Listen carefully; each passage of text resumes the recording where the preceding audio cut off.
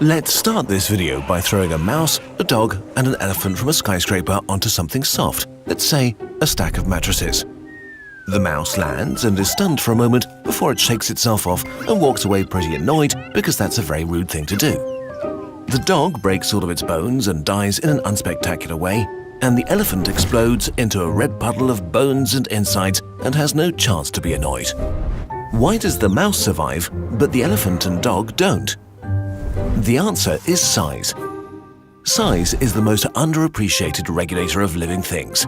Size determines everything about our biology, how we're built, how we experience the world, how we live and die. It does so because the physical laws are different for different sized animals. Life spans 7 orders of magnitude, from invisible bacteria to mites, ants, mice, dogs, humans, elephants, and blue whales. Every size lives in its own unique universe right next to each other, each with its own rules, upsides and downsides. We'll explore these different worlds in a series of videos. Let's get back to the initial question. Why did our mouse survive the fall? Because of how scaling size changes everything, a principle that we'll meet over and over again. Very small things, for example, are practically immune to falling from great heights because the smaller you are, the less you care about the effect of gravity. Imagine a theoretical spherical animal the size of a marble. It has 3 features: its length, its surface area, which is covered in skin, and its volume, or all the stuff inside it like organs, muscles, hopes and dreams. If we make it 10 times longer, say the size of a basketball, the rest of its features don't just grow 10 times. Its skin will grow 100 times, and its insides, or its volume, grows by 1,000 times. The volume determines the weight, or more accurately, mass of the animal. The more mass you have, the higher your kinetic energy before you hit the ground, and the stronger the impact shock. The more surface area in relation to your volume or mass you have, the more the impact gets distributed and softened, and also the more air resistance will slow you down. An elephant is so big that it has extremely little surface area in ratio to its volume, so a lot of kinetic energy gets distributed over a small space and the air doesn't slow it down much at all. That's why it's completely destroyed in an impressive explosion of goo when it hits the ground. The other extreme, insects, have a huge surface area in relation to their tiny mass, so you can literally throw an ant from an aeroplane and it will not be seriously harmed. But while falling is irrelevant in the small world, there are other forces that are harmless for us but extremely dangerous for small beings. Like surface tension, which turns water into a potentially deadly substance for insects. How does it work? Water has the tendency to stick to itself.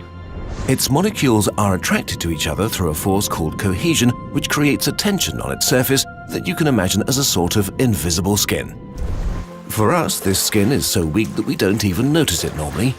If you get wet, about 800 grams of water, or about 1% of your body weight, sticks to you.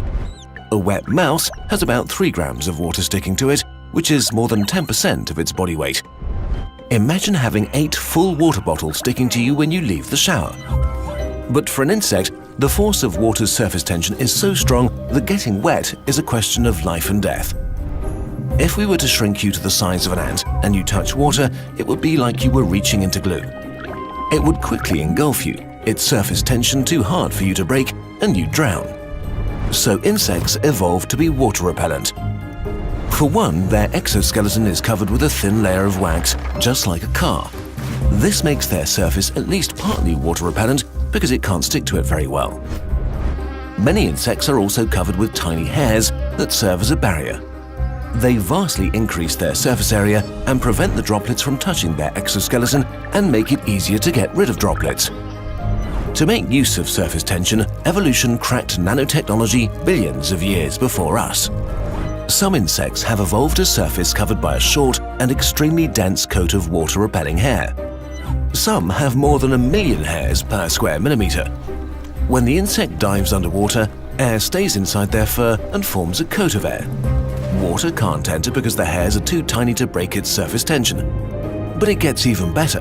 As the oxygen of the air bubble runs out, new oxygen diffuses into the bubble from the water around it, while the carbon dioxide diffuses outwards into the water. and so the insect carries its own outside lung around and can basically breathe underwater thanks to surface tension. This is the same principle that enables pond skaters to walk on water, by the way. Tiny anti-water hairs. The smaller you get, the weirder the environment becomes.